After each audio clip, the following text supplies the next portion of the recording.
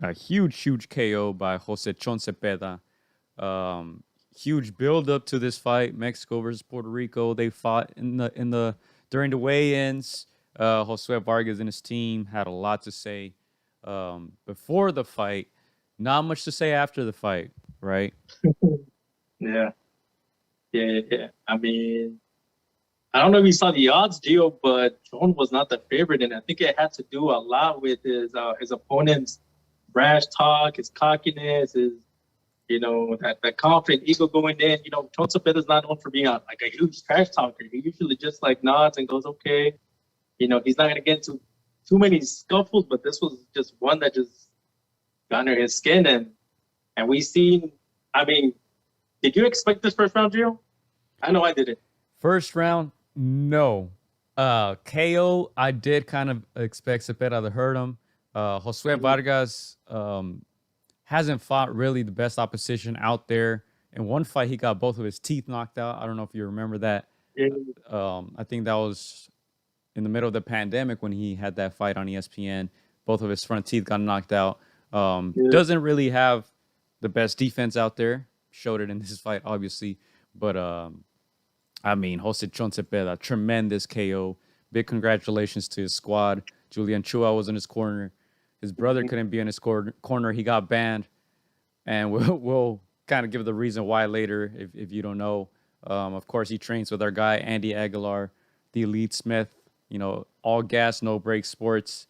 And his last fight out, he said he didn't really get up for it, that Hank Lundy fight. mhm, Struggled. They had some hiccups during the training camp that yeah, last week, and they actually didn't make weight the first time. They kind of explained it to us why they didn't. It was just an error in the diet in the last few days. Honest mistake, but came back for this fight. He got up for it. He was excited. Like you said, he's a humble guy, quiet. He's not gonna do too much talking. But in this fight, I mean, I think Josue Vargas made a huge mistake. I have no idea why he would do all the antics that he did, because all he mhm, did was wake up Cepeda and wake up that monster. And you guys saw yeah, it there with the straight left to the chin in the first round. I don't know how Vargas got up after that first knockdown, but he did show a lot of heart to get up. Kind of fell, kind of try to get up right away, fell the second time on the ropes, and after that, Jose just picked his shots and stopped him. yeah. I think I think people forget that John Cepeda was in a part of the year candidate with Ivan Baranchik, and that he's got power. Even if he gets knocked down, he's gonna get up. I don't know. I think somebody forgot to tell Josue Vargas to see that fight, and Man, yeah, man, it's just it was like just total annihilation. Just I think it was less than 2 minutes, right? Less than 2 minutes into this fight, and he's already rocked the guy. He's already it's not a flash knockdown. He was obviously very hurt. You kind of felt the end was coming, and it did, and time to regroup for this young man. And I mean, hopefully he learned something from this. I know the Twitter feed was full with people, just shouting humble and hope he learned from this, and he got what was coming. It's one of those victories where you see just the cocky, brash guy just get, you know, reminded, not to let your mouth talk with your fists. So yeah, huge shout out to you, Lee Smith, in that corner. I know Chua finally got his props there after the fight. He's a young up and coming coach, but he's been in the game for a couple of years now, just doing good work. And so yeah, great fight, and yeah, man, exciting in a way start to this November. yeah, definitely couldn't be any happier for that team. Um, and massive KO. Uh, Obviously both are southpaws. I kind of thought that Cepeda would hurt him with that left. Didn't think it would come that early, but Jose Vargas' chin was definitely going to be tested, and he didn't pass the test that night. I know they kind of Yeah. talked about a rematch. I don't think that's a smart move by them. Um, Mm-hmm.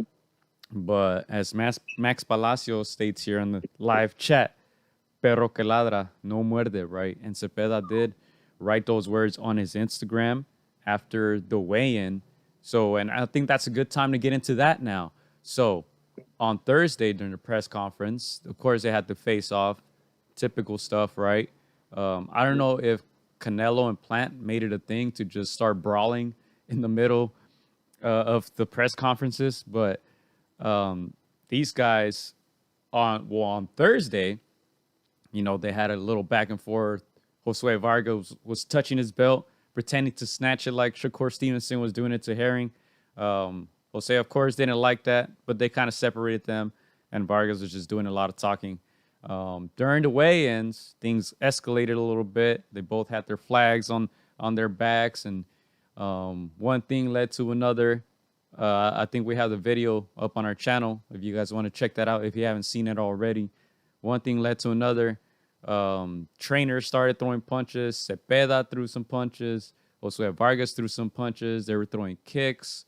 It got a little crazy, so you knew this is going to be a just fireworks based on that, based on the Mexico-Puerto Rico rivalry, based on the Josue Vargas embracing that villain role, and of course Zepeda just being himself, being humble, being quiet, and saying that he was going to let all his talking happen in the ring. And that's exactly what he did, man. First round KO, massive. It has to be up there for one of the knockouts of the year, man. Knockouts of the year. And personally, man, I think it's in my top 5 of most satisfying wins